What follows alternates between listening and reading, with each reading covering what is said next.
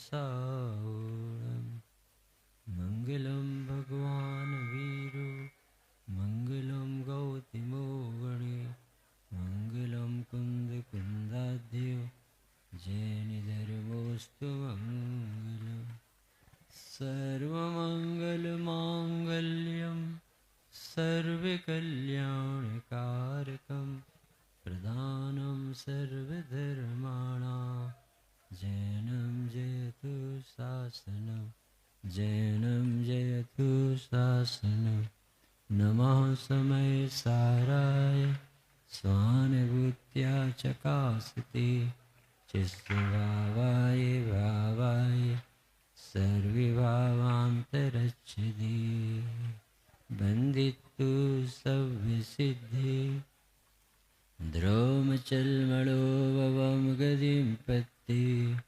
उच्चामि समय पावण मृणमो सुध केवली गणिदम् एष सुरासुरमणसिंह वन्दितं दूधिगायिकं ममिलम् प्रणमामि वड्यमानं तित्तं धम्मस्य कर्तारम्।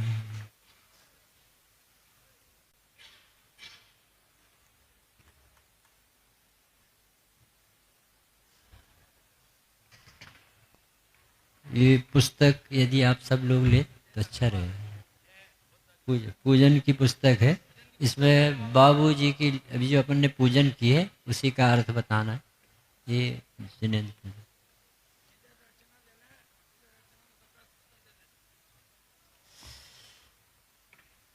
केवल रवि किरणों से जिसका संपूर्ण प्रकाशित है अंतर उस श्री जिन वाणी में होता तत्वों का सुंदरतम दर्शन सदर्शन बोध चरण पथ पर अविरल जो बढ़ते हैं मुनिगण उन देव परम आगम गुरु को सत सत वंदन सत सत वंदन।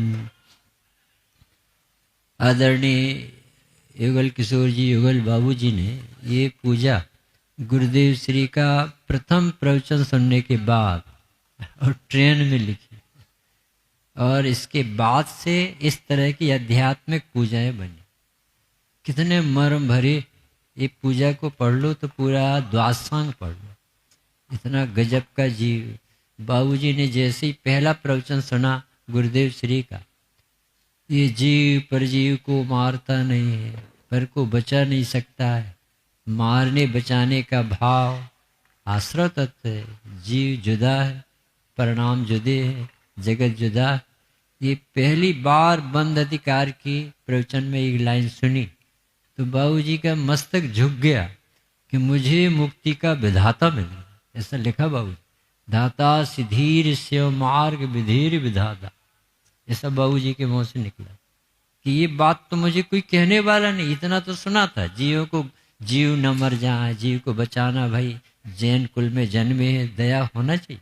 पानी अनछना है, उसमें अपार जीव राशि होती है, वायु का एक, पृथ्वी का एक, जल का एक, वनस्पति का एक, इन सब जीवों की रक्षा की जो चर्चा है, सर्वज्ञ देव के शासन में आने पर जो जीव जैनी होता है उसे तो मोम सा हृदय होता है, करुणाद्र हृदय होता है, कभी किसी दूसरे जीवों का घात ना हो।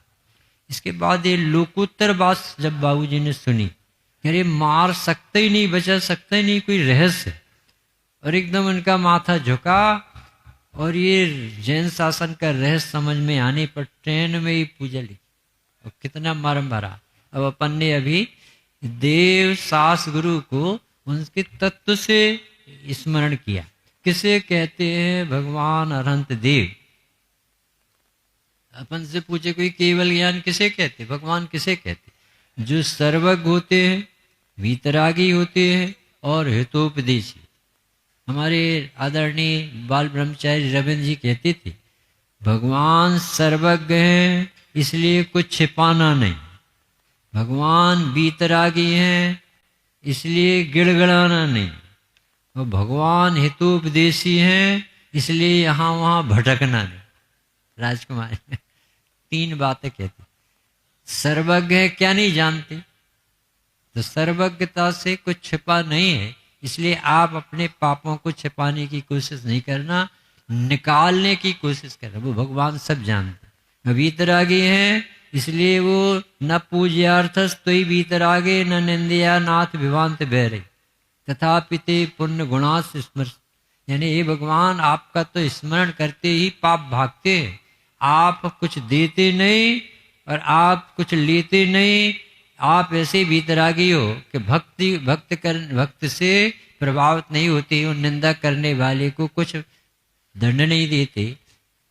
पदार्थ वस्तु स्वरूप का परिचय भगवान की वीतरागता से होता है। समंतबद्ध देव ने तो लिखा कि हे भगवान आपकी सर्वज्ञता, ये एक समय में उत्पाद व ध्रुव बता करके आपने हमें निर्भर कर दिया, क्योंकि एक समय से छोटा अंश होता नहीं, और उतनी देर में नई पर्याय का आना, पुरानी पर्याय का जाना, वस्तु का ध्रुव बना रहना, इतनी अकर्तत्व की उससे हम प्रभावित हुए हैं। हम इतने चकाचौंध से कि 64 चमर ढलते हैं, आकाश में गमन होता है, परमोदारिक शरीर है, समोषण विभूति है, हम इससे प्रभावित नहीं हुए, इससे हमारा प्रयोजन नहीं सकता। पर आपकी वीतरागता और सर्वज्ञता ने हमें वस्तु के प्रति राग द्वेष समाप्त कर दिया और परद्रव्यों का कर्तृत्व तोड़ा दिया। सर्वज्ञता जानने से सारा कर्तृत्व के सब कुछ व्यवस्थित। अभी पहली लाइन लिखी, केवल रवि किरणों से जिसका, तो पूछे अपने अपने सीने पे हाथ रख के कि बताओ सर्वज्ञता केवल ज्ञान से आपको क्या याद आता है? और बाबूजी ने क्या लिखा?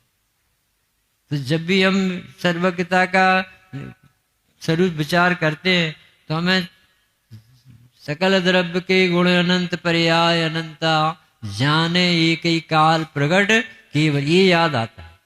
यहाँ बाबूजी ने उसे स्मरण नहीं किया।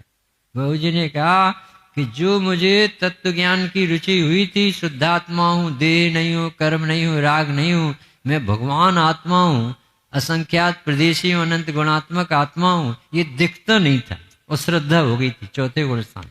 और आज वो केवल ज्ञान में मेरे पूरे प्रदेश रोम रोम अनंत अनंत गुण अनादि अनंत अपार वैभव मुझे आज केवल ज्ञान होने पर दिख रहा।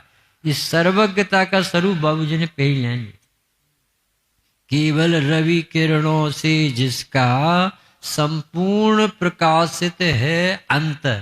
ये नहीं लिखा लोकालोक दिखाई दी, क्योंकि कलश टीका पहला जो कलश है उसकी राजमल जी पांडे साहब ने लिखा, जगत को जानने पर ज्ञान भी नहीं मिलेगा और सुख भी नहीं मिलेगा, और जाननहारे को जानने पर ज्ञान भी मिलेगा और सुख भी मिलेगा। तो उन्होंने लिखा कि जगत को जानने पर ज्ञान और सुख क्यों नहीं मिलेगा? क्योंकि और सुख भी नहीं, और आत्मा में ज्ञान भी है और आनंद भी है, तो आत्मा को जानने से ज्ञान और आनंद मिलेगा। देखो ये सारी गे लुब्धता मिटा दी थी एक पहली लाइन, बहुत जानने से बस हो। श्रुत केवली 34 नंबर की गाथा प्रवचन सार में लिखा कि जिसको श्रुत से केवल ज्ञायक आत्मा दिखता है उसे श्रुत केवली कहते। और केवल ज्ञानी किसे कहते? जो केवल ज्ञान से केवल ज्ञायक को देखता है, इसलिए वो केवली। इसलिए केवल ज्ञानी और श्रुत ज्ञानी का एक ही आधार है, इसलिए बहुत जानने से बस हो, तुझे जानने लायक तो एक अपना शुद्धात्मा है। तो अभी कभी कोई अपन से पूछे भगवान केवल ज्ञानी है, उन्होंने क्या देखा? अरे उसकी महिमा,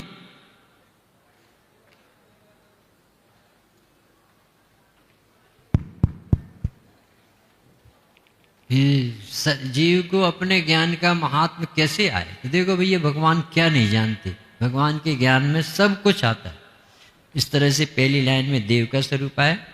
उस श्री जिन वाणी में होता तत्वों का सुंदरतम दर्शन। किसे कहते हैं जनवाणी? एक व्यक्ति अपना विदेश गया और उसका अभ्यास नहीं था, उससे पूछा सर्वधर्म सम्मेलन बताओ जैन धर्म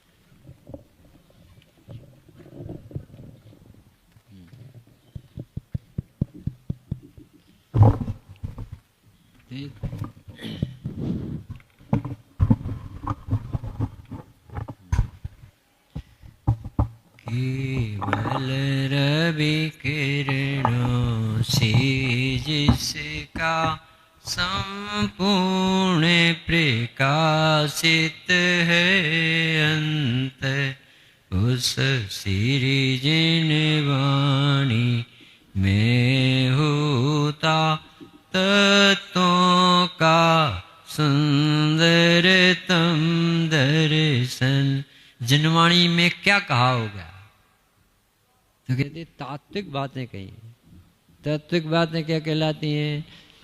जिन तत्वों को समझे बिना कोई सुखी हो सकता ही नहीं, जिसे जानने पर सुखी होता ही है, ऐसी तात्विक बात प्रयोजनभूत बातें सर्वज्ञ देव के शासन में ही सुनने मिलती। अरे मैं ज्ञान स्वभावी भगवान हूँ, ये जीव तत्व जो सदा काल जीता है, जिसे किसी की जरूरत नहीं है, ऐसा संसार में एक जीव जिसे हमने कभी अपने पने नहीं जाना, और जीव को छोड़कर सब अजीव, ये दो तत्व जगत में रहते, एक जीव और एक जीव, जीवम जीवम दब्बम। और अजीव के लक्ष्य से जो होता है उसका नाम है आश्रवबंध, राग देश। और जीव के लक्ष्य से होता है उसको कहते संवर निर्जरा, और पूर्णता से होती है प्राप्ति, उसे कहते मोक्ष। ऐसे प्रयोजनभूत सात तत्व को समझे बिना कोई सुखी हो सकता ही नहीं। ऐसी तात्विक बात यानी अनेकांश स्वरूप वस्तु तत्व को स्यादवाद शैली से बताकर भेद ज्ञान के माध्यम से स्वानुभव और केवल ज्ञान की प्राप्ति कराती है, ऐसी हमारी सरस्वती जनवाणी होती। किस जगत ने जिनवाणी को किस तरह से समझा है, कितना बाबूजी की एक लाइन में निकलता है। और मुनिराज का स्वरूप लिखा है। किसे कहते हैं मुनि? मुनि किसे कहते हैं सुनील भैया? मुँह यानी मुक्ति और नि यानी निकट, जिनके सामने मुक्ति खड़ी उसे कहते हैं मुनि। साधु किसे कहते? जो स्वभाव को साधे उसे साधु कहते। यति किसे कहते हैं? जो स्वरूप के एक कार्यक्रम में सदा सावधान है, यत्न परायण पुरुषार्थी। यति यत्न करने से यति कहलाते। कैसी परिभाषा है और अपन ने किस रूप में देखा है मुनिराज को। तो हमारे मुनिराज कैसे होते हैं? एक हाथी के दांत बाहर के और एक भीतर के। बाहर के दांत से भोजन नहीं चबाया जाता, रहते हैं। इसी तरह मुनिराज के बाहर के 28 मूल गुण हाथी के दांत की तरह, उससे मोक्ष मार्ग नहीं चलता, उससे पाप से बचते, निर्वृत्ति मिलती, माहौल बनता है जिसके रह करके मुनि अपनी आराधना करे। और भीतरी दांत है शुद्धोपयोग, स्वानुभव, शुद्ध परिणति, जिसे गुणों के परिणमन से कहा जाता है रत्नात्रय। सम्यक दर्शन, सम्यक ज्ञान और सम्यक चारित्र की मूर्ति दिखना चाहिए। मुनिराज को देखो, जैन शासन है हमारे मुनिराज। जैन दर्शन को देखना है तो मुनिराज को देखो। विषयों की आशा नहीं जिनके सामे भाव धन रखते हैं, निज पर के हित साधन में जो निशिदिन तत्पर रहते हैं। स्वार्थ त्याग की कठिन तपस्या बिना खेद जो करते हैं, ऐसे ज्ञानी साधु जगत के दुख समूह कुंवरते। मुनिराज साक्षात भगवान है, चलते फिरते सिद्ध, तीर्थ हैं, रत्नात्रय के धारी, केवल ज्ञान की तलहटी में खड़े, एक करवट लें तो केवल ज्ञान प्रकट कर लें। ऐसा पवित्र पद का नाम साधु पद है, मुनीश्वर पद है, आराधक हैं। केवल सर्वज्ञ के बड़े बेटे का नाम है साधु, उत्तराधिकारी। गणदर्द से वंदना करते हो, कितना पवित्र पद होता हो। ऐसे पद को हम स्वरूप से पहचानेंगे तो मुझे नियम से ऐसा लगना चाहिए कि हो मेरी ऐसी दशा जैसी तुम धारी। क्योंकि बहुत स्वाधीन जाका जीवन जीना ये मुनिराज का जीवन होता है। एक अणु मात्र का भी परिग्रह नहीं होता। वस्त्र आदि रखे तो उसे निगोद का बंद बताए। जो ले अप बहुअम सो पुण्यजायण गोयम। मुनीश्वर बहुत बड़ा पद है। ऐसे बाबूजी ने तीनों को स्मरण किया। देखो एक एक पद में स्वामी जी इस बात को समझाते थे। सर्वज्ञ जानते हो किसे कहते हैं? अरे सर्वज्ञ का निर्णय भी सर्वज्ञ में नहीं होता, अपने ज्ञान में होता है। और अपने ज्ञान की रुचि होने पर भाव नहीं दिखते हैं, भाव का भाव दिखता है। ज्ञान में सर्वज्ञता का निर्णय होता है। वो ज्ञान स्वभाव भाव के अभाव वाला है। इसलिए जिसे सर्वज्ञ की श्रद्धा होती है उसे संसार नहीं होता। वो संसार के पार होने वाला जीव ही भगवान को पहचानता। तोड़मल जी ने लिखा कि देव शास्त्र गुरु की श्रद्धा जिसे होती है उसे नियम से सम्यक दर्शन होता है। क्योंकि देव की श्रद्धा बिना चैतन्य देव को देखे बिना नहीं। अपने रविंद्र जी पंडित जी कहते थे कि अनंत देव किसे कहते हैं, जिनेन्द्र देव किसे कहते हैं? जो हमारे देव को देव बताए हम उसे भगवान कहते, देव कहते। गुरु किसे कहते हैं? जो हमारी गुरुता बताते हैं उसे हम गुरु कहते। जनवाणी किसे कहती है? जो हमारा कर्तृत्व तुड़ाती है, हमें प्रभुता का परिचय कराती है, विषांतता से निकालती है। ऐसी आँख खोल देने वाली सरस्वती माता को जनवाणी कहते। अब देखो जल वगैरह चढ़ाते जितने भी पद लिखे बाबूजी ने सब वस्तु परक लिखे। गजब की पूजा बनी है। सबसे पहली पूजा है आध्यात्मिक अपने भारत में महाभाग से बनी। इंद्री के भोग मधुर विष सम लावण्यमयी कंचन काया। ये सब कुछ जड़ की कीड़ा है, मैं अब तक जान नहीं पाया। मैं भूल स्वयं के वैभव को पर ममता में अटकाया हूँ। अब निर्मल नीर लिए मिथ्यामल धोने आया। क्या है हकीकत जिसे हम समझ नहीं पाए और इतना अनंत अनंत भाव अपने भ्रम में निकल गए। आत्मा भगवान है और हमें आत्मा का स्मरण भी नहीं आता। ज्ञान मेरा स्वभाव है, 24 घंटा साथ रहता है। ज्ञान के बिना आत्मा मर जाएगा। जहाँ जहाँ ज्ञान वहाँ वहाँ आत्मा, जहाँ जहाँ आत्मा वहाँ वहाँ ज्ञान। ज्ञान प्रमाण आत्मा है। ऐसी ज्ञान और आनंद की बनी वस्तु को न जानने से हमने ज्ञान और आनंद के लिए जो प्रयास किए वो सब इंद्रिय ज्ञान इंद्रिय भोग कहलाते। विषयों में सुख है नहीं और सुख दिखाई देता है। बड़े पंडित जी कहते दर्पण में मुख नहीं, विषयों में सुख। और दर्पण में मुख दिखे बिना रहता नहीं है और भ्रम से मिथ्या से विषयों में सुख दिखे बिना रहता नहीं। इसलिए इतना बड़ा संसार चल। और आचार्य देव कहते यदि विषयों में सुख हो तो तुम उसे कभी छोड़ना नहीं चाहिए तुम्हें। और थोड़ी देर बाद भोजन करते करते छोड़ देते हो, पानी पीते पीते छोड़ देते हो, टीवी देखते देखते छोड़ देते हो। इसका अर्थ है निर्विचारी जीवन जी रहे थे, उसमें सुख था नहीं, किसी नशे में वो सुख दिख रहा। कौन सा नशा था? जैसे सर्प ने काटा हो तो कड़वी नीम भी मीठी लगती है। इसी तरह से मोह के ज्वर में जहाँ सुख नहीं वहाँ सुख दिखता है, जहाँ कर सकता नहीं वहाँ कर्तृत्व दिखता है, जहाँ भगवान है वहाँ सूनापन दिखता है। आत्मा होने पर भी आत्मा को आत्मा नहीं। ये इंद्रिय ज्ञान और इंद्रिय सुख को पकड़ा बाबूजी ने।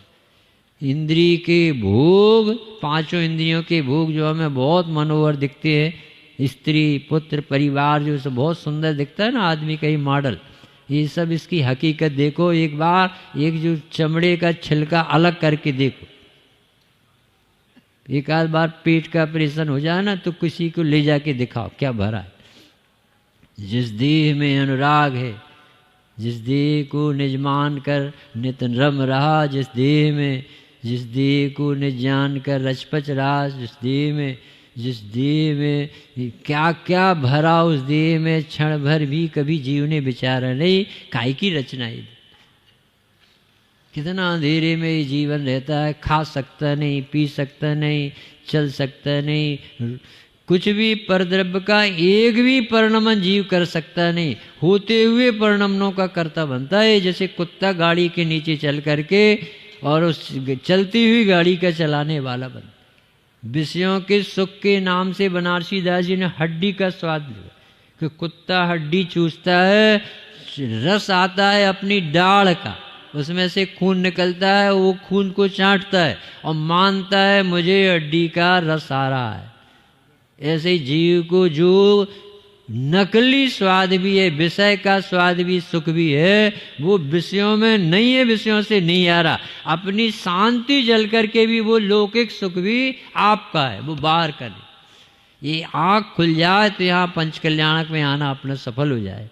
गुरुदेव श्री कहते थे भैया पंचकल्याणक जो सम्यक दर्शन का निमित्त है, जो भव के अभाव का संयम का निमित्त है, वो तत्व निर्णय से जो चर्चा चलती राजा रानी की, इंद्रनाणी की, संजय जेवर जी और राजनी भाई जी कराते हैं, बहुत बड़ा मांगलिक काम है। गुरुदेव के आने से कितनी बड़ी क्रांति हुई, सब तात्विक बन गया, पूजाएं तात्विक हो गई, प्रवचन तात्विक हो गए, आयोजन सारे तात्विक हो, हर बात में चैतन्य का रस भर दिया। हर जगह आत्मा नहीं हो तो अपना मन नहीं लगता, आत्मा के गीत गाए जाते तो अच्छा लगता। तभी कहते भाई साहब भोजन करना जो हो वो नहीं छुड़ा रहे, तुम कर सकते नहीं, भोजन ही सिखा रहे। भोजन होता है शरीर का परिणमन है, ये क्षुधा देह का धर्म प्रभु, इसकी पहचान कभी न हुई। हर पल तन में ही तन्मयता, शुद्ध तृष्णा अविरल पीन। कौन खाता है और कौन मानता है, जबरदस्ती का संसार चल। नोट आते हैं, सेठ को छूने नहीं मिलते, आए और नौकर गिनते हैं, मशीन गिनती है और बैंक में चले जाते हैं, ये मुफ्त में पाप बांधता रहे। भोजन जाता है शरीर में और ये भ्रम से मानता है जैसे मैंने खाया। ये स्त्री को छू भी नहीं सकता, एक द्रव्य का दूसरे द्रव्य में अत्यंत अभाव है, एक पुद्गल की वर्तमान दशा का दूसरी पुद्गल की वर्तमान दशा में अन्योन्य अभाव है। ये कितने भ्रम में इतना लंबा काल निकल। यदि गुरुदेव श्री इस काल में ना आए होते, उसे झकझोरते नहीं कि अरे तू परमात्मा है भाई, तू परद्रव्य को छूने की तुझे जरूरत कहाँ है, तो नेचुरल ज्ञान और आनंद की मूर्ति, तुझे आनंद नहीं चाहिए, तू आनंद को भूल गया है। अपने परमेश्वर को ऐसा भूला है जैसा मुट्ठी में रखे हुए सोने को भूला। ऐसा गजब का सरल उदाहरण दिया। यानी यहाँ शांति मंत्र अपन को सीख के जाना है कि मुझे आज तक किसी ने दुखी किया नहीं, मैंने किसी परद्रव्य का कोई काम किया नहीं, परद्रव्य को भोग सकता नहीं। परद्रव्य को भोगने का जो भाव है वो बहुत बड़ा भ्रम है, मिथ्यात है, और ज्ञातापना कभी छूटा नहीं। ज्ञाता कोई बनाना नहीं है आत्मा को, ये तो अचिंत चैतन्य चिंतामणि रत्न है। भ्रम में इतना बड़ा, यानी सपने में अपन को टीवी हो गई हो तो कौन से डॉक्टर से दिखाए। इस सपने में मान लिया कि मैं राजेंद्र हूँ, मैं प्रवचनकार, बोलती वाणी है, राग आता है, कमजोरी से ज्ञान स्वभाव अपना जानने का काम करता है, और ये पूरा ठेका मिथ्यात्व में लेता रहता है कि मैं बोलने वाला, मेरी वाणी और देह है, अहंकार है, मैं इनका संचालक है, भारी विकार। अणु अणु के कार्य जगत में होते अविरल, अणु को भी जो पलट सके किसमें इतना बल, जड़ समेट अपनी माया काया ले जाता, चेतन ममता और अहम में घुलता जा। इस रहस्य को समझ सका ना कभी अज्ञानी, तुम्हें जानकर जग तुमसे अनजान है। हे भगवान महावीर स्वामी आपकी पूजन करते हैं और आपकी एक भी बात नहीं मानते। इंद्रियों के भोग क्या है?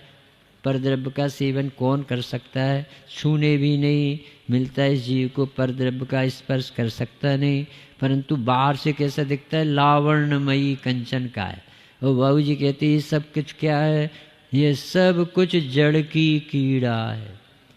परद्रव्य को भोगने का बड़े पंडित जी ने उदाहरण दिया कि एक सेठ का मंदिर में धार्मिक कार्यों में मन नहीं लगता, दिन रात कमाने में लगा रहता। तो पत्नी थी धार्मिक मुमुक्षु, उसने भोजन बनाने के बाद सेठ की थाली में 40 रोटी परोसी। तो सेठ को बहुत जोर से गुस्सा है, क्या करती हो, ये क्या गलती हो गई कि 4 रोटी खाता हूं तो 40 कैसे परोसी? तो तुम 4 पैसा भी भोग नहीं पाते तो 4 करोड़ को कमाने की क्यों ओ, मुझे इन बातों की खबर ही ना थी कि मैं ऐसा पागल अपना पुण्य जला रहा हूँ। मैं समझ रहा हूँ कि मैं धंधा कर रहा हूँ, कमाई कर रहा हूँ, कम आई यानी पुण्य घटा रहा हूँ, मौत की तरफ जा रहा हूँ। एक भी बात अपन को पंचकल्याणक में बैठ जाए कि संसार असार है, विषयों में सुख नहीं है, गियों में ज्ञान नहीं है, परिग्रह में प्रभुता नहीं है, आत्मा में कोई कमी नहीं है, आत्मा भगवान है, इसे भगवान बनाना नहीं, एक भी बात गुरुदेव की साथ में चली जाए तो बाबूजी ये बीज है ना, आपको केवल उपलब्धि है।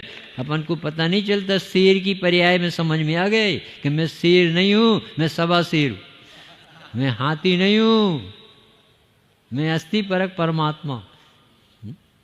छिपा क्षीर में घृत और मक्खन, किंतु कभी क्या मिल पाया है?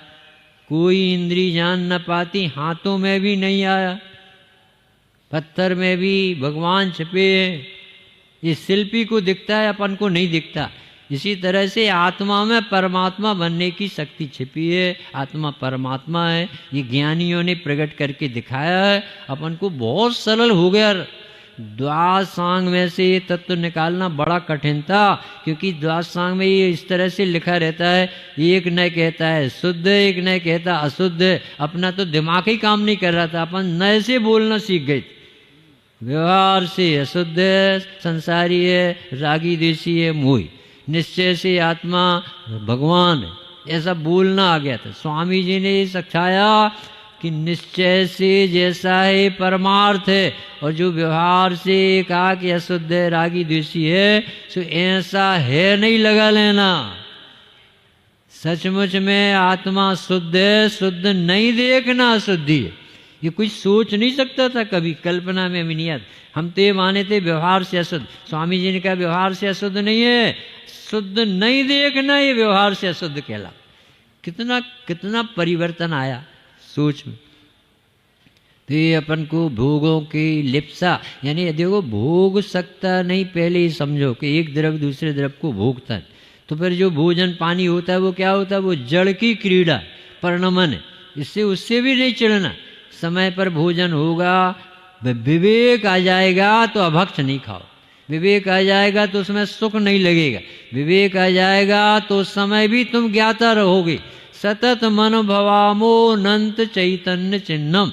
अमृत चंद्राचार्य देव कहते हैं कि मैं एक समय को भी अपने अनुभव से रीता नहीं हूँ, 24 घंटे आत्मा का अनुभव करता।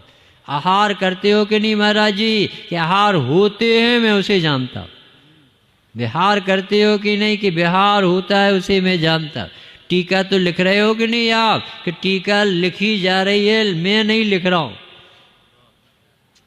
कैसे समझ में आएगा ये? जब दो सत्ताएं अलग अलग समझ में आएगा, और हर द्रव्य अपनी यात्रा पर है, चल रहा है। पुद्गल अपनी इतनी जड़ है और उसे इतनी अकल नहीं होने पर भी इतनी प्रपोर्शनेट रचना होती है। यहाँ पुण्य का उदय आता है, वहाँ सामग्री खड़ी हो जाती, पाप का उदय आ जाता है, वहाँ विपरीतता दिखती है। ये शरीर की देखो प्रपोर्शनेट रचना, इसे बिल्कुल भी दिमाग नहीं, न कारमार वर्गणाओं को है, न औदारिक शरीर को। और देखो कितनी व्यवस्थित रचना होती। एक कोर जाता है, उस 7 धातुएं बन जाती। यानी किसी को एक चिंता भी नहीं करना पड़ेगी कि मुझे ये बनाना, ये करना, ये हटाना, ये लाना। पुद्गल अपनी ईमानदारी से अपनी यात्रा पर है, आपको ज्ञाता रहने की कला सीखना। बस ज्ञाता दृष्टा रह जाऊं, मद मत्सर मोह, मेरा सब दुख मिट जाएगा यदि एक कला आ गई। जड़ चेतन की सब परिणति प्रभु अपने अपने में होती है, अनुकूल के प्रतिकूल के ये झूठी मन की वृत्ति है। प्रतिकूल संयोगों में क्रोधित होकर संसार बढ़ाया है। संतप्त हृदय प्रभु चंदन सम शीतलता पाने आया है, शीतलता पाने आया। पूरी विश्व की व्यवस्था चंदन चढ़ाते समय सब भवताप उतारने की बताई बाबू। जड़ चेतन की सब परिणति, अनादि से अनंत काल तक के सारे परिणमन, प्रत्येक द्रव्य की प्रत्येक पर्याय अपने काल में ही होती है। द्रव्य में अनादि अनंत सारी पर्याय खचित। इस सर्वज्ञता का ज्ञान जिसे हो जाता है, विश्वास होता है, उसे हर वस्तु के त्रिकाल परिणमन का व्यवस्थित ज्ञान होने पर अमृतचंद्र भगवान की भाषा में कहें, हे प्रभु आपके शासन में आने पर मेरी मति व्यवस्थित हो, मेरा मोह सारा निकल गया, धुल गया।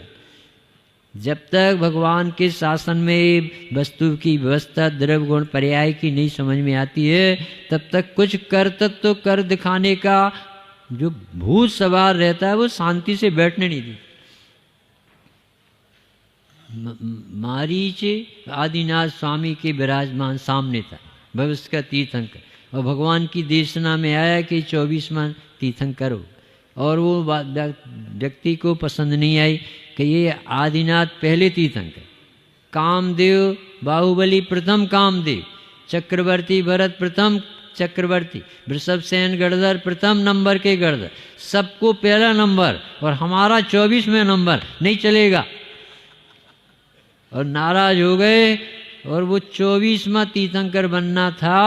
तो वो व्यक्ति भगवान के ज्ञान में दिख रहा था कि अभी यहाँ से जनवाणी सुन कर के और नाराज होगा, ये भी दिख रहा था। और भगवान को ये भी दिख रहा था कि 24वां तीर्थंकर ये वर्धमान महावीर नाम होगा, त्रिशला माता होगी, सिद्धार्थ पिता होगा, कुंडलपुर क्षेत्र होगा। ये पूरी इतनी लंबी यात्रा केवल ज्ञानी के ज्ञान में आ रही है। ऐसी प्रत्येक द्रव्य की, प्रत्येक गुण की, प्रत्येक पर्याय अनादि से अनंत भगवान के ज्ञान में सब द्रव्यों की खचित दिखी है। सर्वज्ञ देव के मिलने का ये लाभ है। अपन को क्या फायदा इससे कि जो परिणमन हो रहा उसमें हाँ पाड़ने की आदत डाल, ऐसे ही होना। दूध गिरना था तो गिरा है, प्रमाद इसमें निमित्त हो सकता है, पर दूध का परिणमन तो उस समय दूध ही करेगा, उस समय कोई व्यक्ति नहीं करने वाला। ये कला सीख गए तो किसी भी व्यक्ति के प्रति द्वेष नहीं आएगा। किसी ने बना दिया, किसी ने बिगाड़ दिया, ये कसाय भाग जाएगी और प्रसन्नता होगी कि देखो भगवान ने ऐसा देखा। एक सासू अपने दमाद को धनी करना चाहती। वो धनी, जो दमाद था वो गरीब था परंतु मुमुक्षु था, भगवान बनने के लिए जन्मा था। और सासू थी वो धनाढ़ थी, अरबपति। तो उसे ऐसा लगे कि हम अपने ऐसे धर्मात्मा दमाद को भी ऐसा धनी बना ले। तो उसने 2 किलो लड्डू बनाए और उस हर लड्डू में सोने के सिक्के भर दिए कि जिससे घर जाएगा और कहेगा बेटी से कि लड्डू खोल के देख लेना। तो उन्होंने कहा 2-2 किलो का वजन कौन ले जाए। तो एक जैन की होटल में वो सब दे दिए कि भाई साहब हमारी सासू ने ताजे ताजे बनाए हैं, आपके काम में आ जाए तो ले। तो उन्होंने 100-200 रुपये ले करके और सारे लड्डू दे दिए। अब उनका ससुर सम्मेद शेखर जी से यात्रा करके लौटे थे और जैन होटल में गया कि भाई साहब छने पानी का कोई सामान ताज़ा हो तो दे दो, कि अभी आया ये 2 किलो ले जाओ। तो सासू जी ने दमाद जी को दिया, दमाद जी ने होटल वाले को दिया और होटल वाले से जैन साहब ने लिया और घर में वो पैक लड्डू सामने रखे। तीर्थ यात्रा से आए, बच्चों के लिए कुछ सामान लाए, तो सासू जी देख के रह गई कि ये बात तो कांजी स्वामी ने कितने साल पहले बताई कि जड़ चेतन की सब परिणति प्रभु अपने अपने में होती है, अनुकूल के प्रतिकूल के। देखो अपना भूत उतारती जनवाणी। हम सोचते अपने बच्चे की व्यवस्था करके जाए, पत्नी की, पुत्र की। भाई साहब किसी के भाग्य कैसे बना दोगे? बंद अधिकार किसके लिए लिखा? कुंद कुंद भगवान। मैं सुखी करता दुखी करता हूँ जगत में अन्न को, यह मान्यता ज्ञान है क्यों ज्ञानियों को मान। कुछ भी समझ में आ जाए, जैन शासन का एक छोर एक भी तत्व, इतना सुन लो कि देवों की छाया नहीं पड़ती। इतना सुना एक व्यक्ति ने, जो चोर था, उसका बाप मरते समय कह गया कि तुम जैनियों के मंदिरों में नहीं जाना, क्योंकि वहां जाओगे वो तत्व समझोगे तो मोक्ष जाना पड़ेगा, फिर चोरी कौन करेगा। वो जैसे ही मंदिर के पास से निकला और उसने कान में उंगली लगा ली, पिताजी का ज्ञानकारी से, और उसे कांटा लगा तो उंगली निकल गई। और उसी समय भगवान की वाणी में आ रहा था, देवों की छाया नहीं पड़ती। और उसे फंसाने के लिए एक देव नगरी बनाई गई। और जैसे ही घुसा और उसे इतनी लाइन भर याद आई कि देवों की छाया नहीं पड़ती, वहाँ छाया पड़ रही थी और देव नगरी लिखी। और उसने कहा ये कोई जाल, और वहाँ से वो निकल के भागा। और तत्काल वो, आज तो गजब हो गया, हमने आपकी एक लाइन वाणी सुनी और आज हमारे उस चक्कर से फंसने से हम बच गए। अब मुझे जनेश्वरी दीक्षा।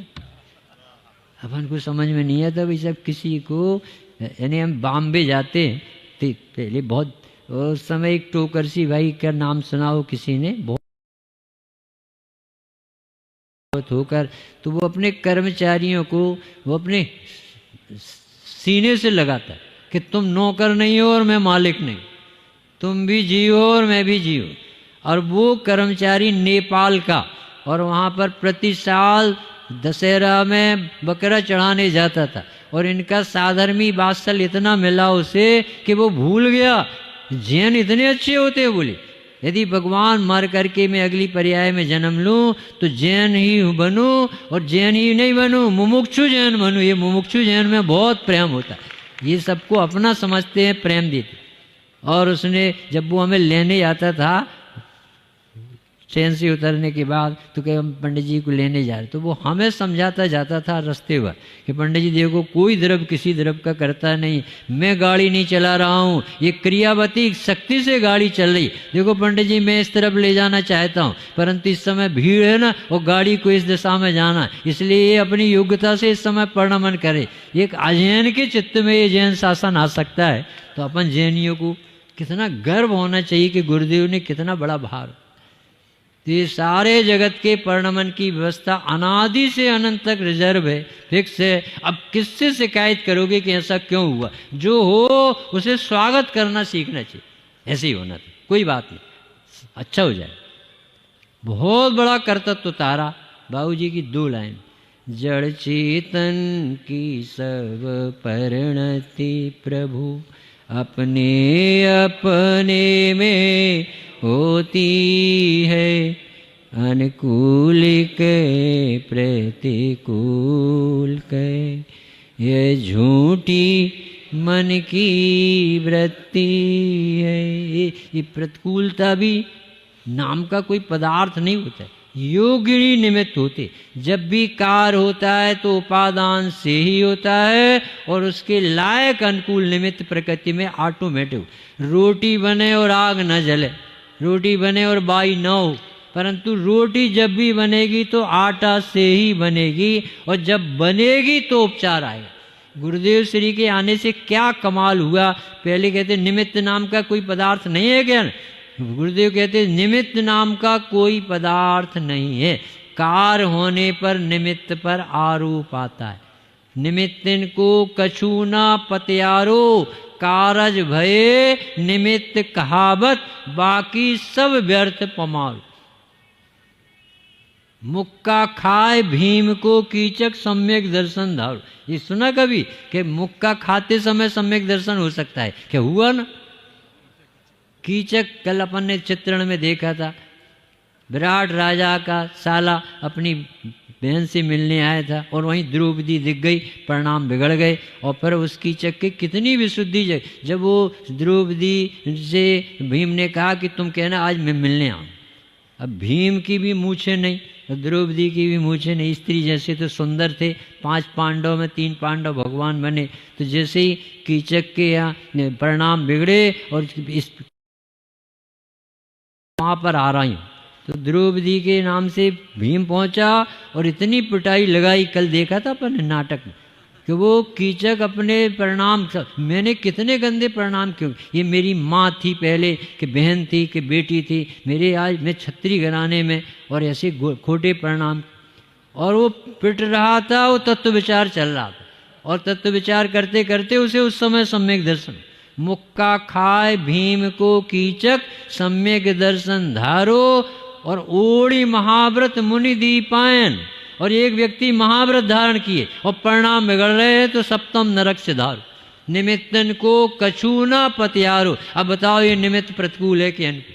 वो पिट रहा है और वो कह रहे अनुकूल निमित्त है। उसके पिटने के काल में उसे वैराग जग गया, तो वो असाता का उदय, प्रतिकूलता भी इष्ट है जो तत्व के लिए समर्पित बने।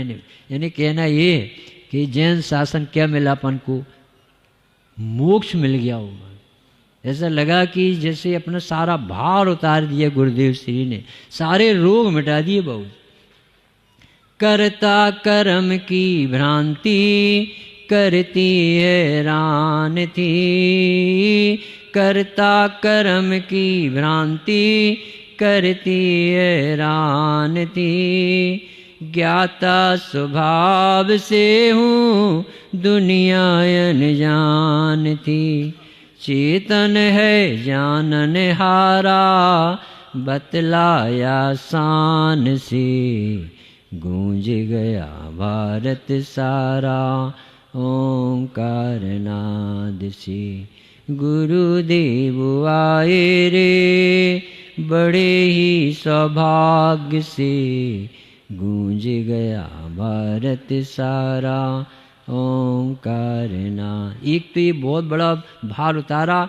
परिणमनशील विश्व, अनादि निधन वस्तुएं भिन्न भिन्न अपनी अपनी मर्यादा लिए परिणमित होती हैं, कोई किसी के अधीन नहीं। क्या गजब का मंत्र, विश्व मंत्र, शांति मंत्र ये गुरुदेव ने हाईलाइट किया, सबके चित्त में बैठा। अब सिर्फ ये अप्लाई करने के लिए अपना जीवन चाहिए, प्रयोगशाला जीवन। और मंत्र तो शिक्षालय की तरह मंदिरों में सुनने मिलेगा, पर कुछ भी हो ऐसा इस समय ऐसे होना कोई बात नहीं। ज्ञाता रहने की कला आ गई बाबूजी, भगवान बनने की कला आ गई समझ।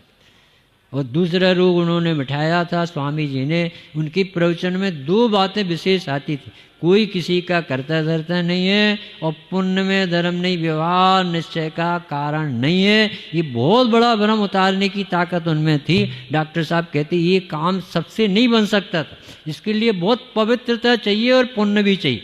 क्योंकि गुरुदेव जिंदगी भर कहते रहे ये शुभाचार तुम्हें भीतरागता प्रकट नहीं कराएगा, पर शुभाचार वाले को भीतरागता हो सकती है यदि वो तत्व निर्णय करे। शुभाचार्य धर्म बनकर बैठा चुपचाप था, बाह्य व्रत में ही माना मुक्ति का माप था, बीतरागी ज्ञान जागा तेरे ही प्रताप से, गूंज गया भारत सारा ओंकार नाद से, गुरुदेव आए रे बड़े ही सौभाग्य से, गूंज गया भारत सारा ओंकार। आज इतना अच्छा लगा रजनी भाई का ये चिंतन, हमें बिठाला नहीं है। ये संस्कृति की सुरक्षा इसी तरह से। भगवान की पूजन में अपन भगवान को सुनाते और फिर भगवान की सुने बिना चले जाएं तो ये कार्य अधूरा कार्य कहलाता। पहले भगवान को सुनाओ यानी विशुद्धि जगाओ। पूजन के बिना जितने भी व्यक्ति बैठे हैं ये बहुत प्रसन्नता है कि आपने इस नाश्ते का लोभ छोड़ करके और आज मुनिराज को हार दे करके ही हम हार लेंगे, ये संकल्प जो अपने हृदय में बनाया। तो पहले अपन ने भगवान की पूजन की विशुद्धि के भाव जगाए और नाश्ता को गौण किया और भगवान की देशना सुनी। एक भी बात समझ में, अरे कोई करता रहता, ऐसे ही होना था। पर तीनों काल की पर्याय पे ध्रुव भगवान फिक्स, यहाँ परिणति पे। तो ये आपने जो प्रवचन सुना, इसी तरह से प्रति जगह के सांस्कृतिक कार्यक्रम यानी जो भी व्यवस्थित कार्यक्रम है उसमें जनवाणी को स्थान पहले देना चाहिए। ये जो आयोजक ये कहे भी कि नाश्ता करो, कि नहीं हमें नाश्ता नहीं करना भैया, 12 महीने पड़ा है पर हम 5 दिन के लिए आए तो भोजन करने के लिए थोड़ी आए। ये पेट का नहीं गड्ढा पूरा करना में तो आत्मा की बात को समझना है और अपना कल्याण।